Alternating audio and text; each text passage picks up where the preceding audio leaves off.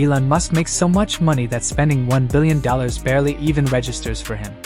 For most people, $1 billion is an impossible number.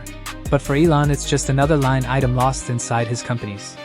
When your net worth swings by tens of billions in a single day, dropping $1 billion feels less like a purchase and more like background noise. A perfect example of this mindset is SpaceX. Elon Musk casually pours billions of dollars into rockets that quite literally explode during testing, and instead of panicking or shutting everything down, he shrugs and calls it data. Each Starship launch can cost hundreds of millions of dollars, and Elon has openly said he's perfectly fine lighting that money on fire if it moves him one step closer to Mars.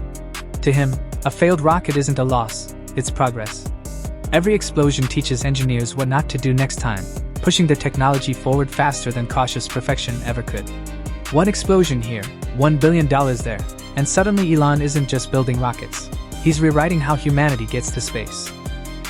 So if you consider, say, okay, civilization's only been around for a little over 5,000 years, out of 4.5 billion years that Earth has been around, and the 13.8 billion years of the universe. So all of human civilization is basically the blink of an eye.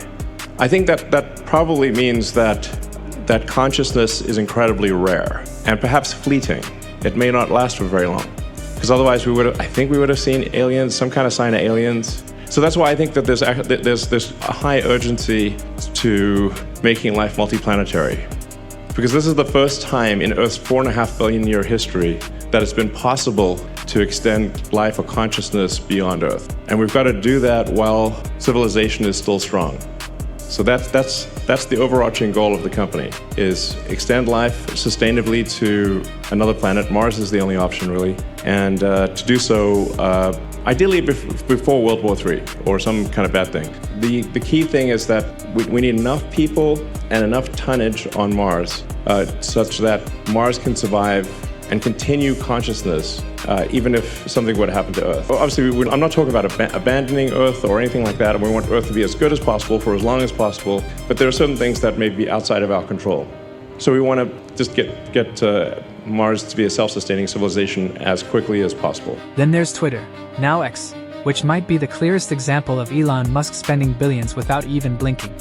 He bought the platform for around $44 billion and immediately began making sweeping changes that terrified advertisers, spooked investors, and confused just about everyone watching. Policies shifted, features changed, entire teams disappeared, and the platform's valuation seemed to collapse almost overnight. Yet Elon didn't look stressed in the slightest. Because at his level, losing billions on a social media company isn't devastating, it's just irritating. To him, it's the financial equivalent of deleting an app you didn't like, except this app cost $44 billion. And somehow, even in the chaos, he still got exactly what he wanted: control of the world's loudest digital megaphone. That 3 to 5 years is actually worth a lot.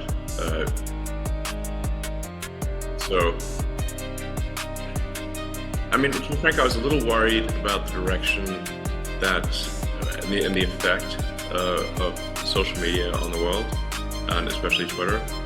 And I thought it was very important for there to be a maximally trusted sort of digital public square where people, within countries and internationally, could communicate with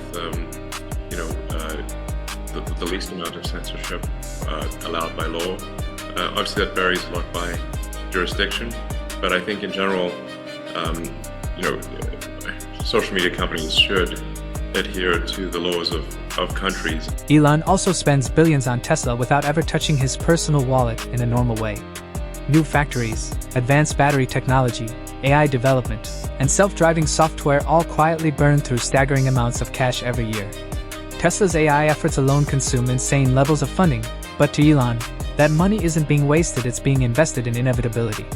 While most CEOs obsess over quarterly profits and shareholder panic, Elon operates on a completely different timeline. He's thinking 10 years ahead, sometimes 20, throwing money at problems until the future bends in his direction. It's reckless by traditional business standards, but that's the point. Elon isn't trying to run a safe company, he's trying to drag the future forward, whether it's ready or not.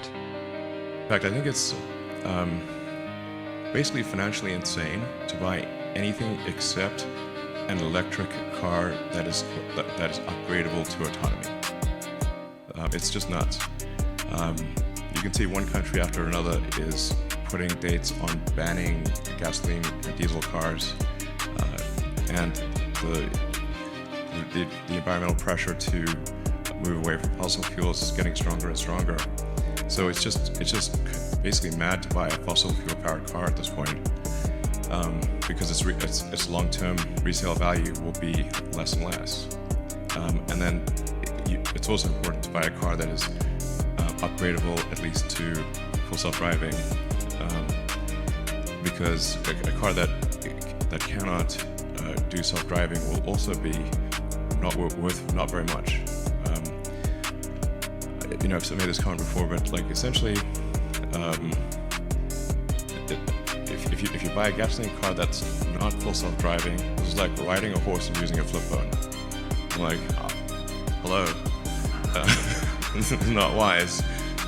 So it's really, it takes us a bit of time to educate consumers about this, but I think people are starting to get it. And like, a car is a major investment for most people. It's often their most valuable asset. And if you're going to make a choice about your most valuable asset, you want to look towards the future and say, where are we headed? Clearly we're headed towards electrification. Clearly we're headed towards autonomy. And so that's the kind of car you want to get. So I think this is, people are starting to realize this. And then there's Starlink, which might be Elon Musk's sneakiest billion-dollar habit of all. Launching thousands of satellites into orbit isn't cheap.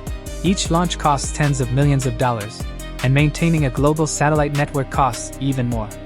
Quietly, over time, Elon has poured billions into building Starlink into something far bigger than a consumer internet service. Today, Starlink is infrastructure. Governments rely on it, airlines use it, militaries depend on it, and disaster zones lean on it when everything else fails. Most people just see a satellite dish and a subscription fee, but behind the scenes is one of the most expensive private networks ever built. Elon didn't just buy a product, he built global infrastructure, and he did it so gradually that most people never stopped to realize how massive, costly, and powerful it really is. To phone companies, this is something that will be supplemental, so it's going to be very helpful for remote areas where there's no cell connectivity, or once in a while within a city, if there is a place that has no connectivity within a city, then Starlink will be able to communicate with phones.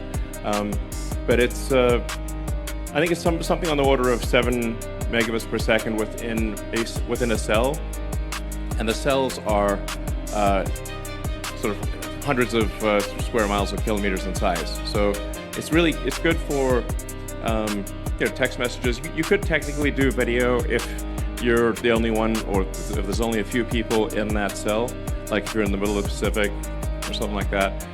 Then, but it is something that is going to be very helpful and will, I think, save lives of people. If somebody's sort of hiking in a remote region, and even Elon's so-called minimalist lifestyle hides massive spending. Yes, he lives in a small house, but he also flies around in a $100 million private jet, bouncing non-stop between factories, launch sites, and offices across the world. At the same time, he pours money into experimental technology that most countries wouldn't even attempt, let alone fund privately. His companies burn cash in ways other executives would call reckless, irresponsible, or insane. But Elon doesn't see it as waste, he sees it as fuel. To him, spending aggressively is how you move faster than everyone else. Spend enough, push hard enough, and eventually, you don't just catch up to the future, you force it to happen on your terms. The crazy part is that Elon doesn't budget the way normal people do. He doesn't sit down and decide to spend $1 billion. It just happens naturally when you're running multiple world-changing companies at the same time. One decision here, one experiment there, one factory expansion, one rocket test, suddenly $1 billion is gone, and Elon's already focused on the next problem. To Elon Musk, money isn't something to protect. It's something to deploy. While most billionaires hoard their wealth in assets and luxury, Elon reinvested into the future at a speed that looks reckless to everyone else. That's how he spends $1 billion without noticing, because to him, the money was never the goal in the first place.